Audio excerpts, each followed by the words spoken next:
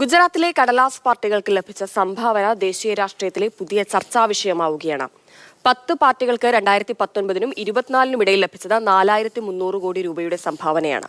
ഈ പാർട്ടികളൊന്നും സജീവമായി തെരഞ്ഞെടുപ്പിൽ മത്സരിക്കുക പോലും ചെയ്തിട്ടുമില്ല. വോട്ട് മോഷണം ആരോപണത്തിന് പിന്നാലെ മറ്റൊരു വിഷയത്തിൽ കൂടി തിരഞ്ഞെടുപ്പ് കമ്മീഷനെ പ്രതിസ്ഥാനത്ത് നിർത്തുകയാണ് രാഹുൽ ഗാന്ധി. 2019നും 2024നും ഇടയിൽ 10 രാഷ്ട്രീയ പാർട്ടികൾ ഗുജറാത്തിൽ രജിസ്റ്റർ ചെയ്തു. അവർ 52 സ്ഥാനാർത്ഥികളെയാണ് ഇക്കാലങ്ങളിലെ തിരഞ്ഞെടുപ്പിൽ രംഗത്തിറക്കിയത്. 3 തിരഞ്ഞെടുപ്പ് നടന്നു. 2 തവണ ലോക്സഭാ തിരഞ്ഞെടുപ്പ്, 1 തവണ ഗുജറാത്തിലെ നിയമസഭാ തിരഞ്ഞെടുപ്പ്. ഇക്കാലയളവിൽ ഈ പാർട്ടികൾക്ക് 4300 കോടി രൂപ സംഭാവനയായി ലഭിച്ചു. അവരുടെ കണക്ക് പ്രകാരം തിരഞ്ഞെടുപ്പുകളിൽ 3500 കോടി രൂപ ചിലവഴിച്ചു എന്ന് പറയുന്നു. പക്ഷേ എങ്ങനെയാണ് ഇവർക്ക് ഇത്രയും അധികം പണം ചിലവാക്കേണ്ടി വന്നത് എന്ന ചോദ്യം ഉയരുന്നുണ്ട്.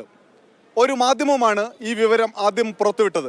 രാഹുൽ ഗാന്ധി അത് ചൂണ്ടിക്കാട്ടി രംഗത്തെത്തുകയായിരുന്നു.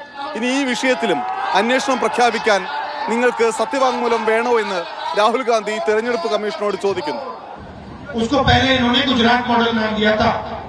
वो अर्थव्यवस्था का मॉडल नहीं था, वो चोरी का मॉडल था, वोट चोरी का मॉडल था. उन्होंने उसको पूरे देश में फैला दिया. 2019 മുതൽ 2024 വരെ നമ്മുടെ രാജ്യത്തെ 23 സംസ്ഥാനങ്ങളിൽ നിന്ന് ഈ രാഷ്ട്രീയ പാർട്ടികൾക്ക് സംഭാവന ലഭിച്ചിട്ടുണ്ട്. എന്നാൽ ഈ പാർട്ടികളുടെ പേരോ ഇവരുടെ നേതാക്കളെയോ ഒന്നും ഗുജറാത്തിലെ ആർക്കും പരിചയമില്ല. തട്ടിക്കൂട്ട് പാർട്ടികളാണ്. ഇങ്ങനെ തട്ടിക്കൂട്ട് പാർട്ടികൾക്ക് സംഭാവന നൽകിയത് ആരാണ്? ആർക്ക് വേണ്ടിയാണ് ഈ പണമൊക്കെ എത്തിയത്? ആർക്ക് വേണ്ടിയാണ് ഈ പണമൊക്കെ ചിലവഴിച്ചത്? ഇതിനൊക്കെ തിരഞ്ഞെടുപ്പ് കമ്മീഷൻ കൂട്ടുനിന്നോ തുടങ്ങിയിട്ടുള്ള ചോദ്യങ്ങൾ ഉയരുന്നുണ്ട്.